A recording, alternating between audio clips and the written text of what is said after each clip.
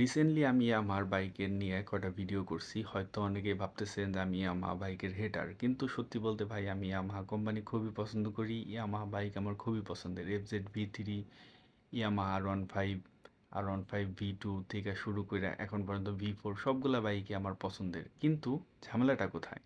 ঝামেলা হলো বাংলাদেশে এসিআই মোটরসটা ঝামেলা।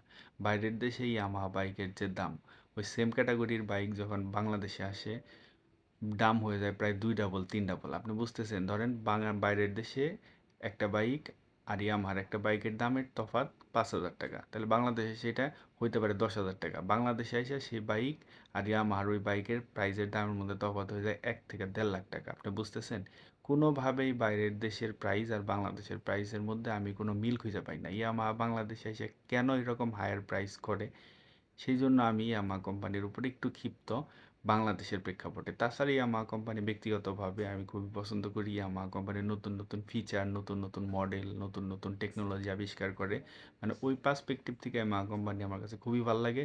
কিন্তু বাংলাদেশের ডিস্ট্রিবিউটর এসিআই মোটরসটা আমার ভালো লাগে না, তাদের প্রাইজিংয়ের ইটা আমার ভালো লাগে না। সেই জন্য বাংলাদেশের প্রেক্ষাপটেই আমার বাইক আমার ব্যক্তিগতভাবে খুব পছন্দ না, মানে আমার কাছে Yamaha bike value for money মনে হয় না।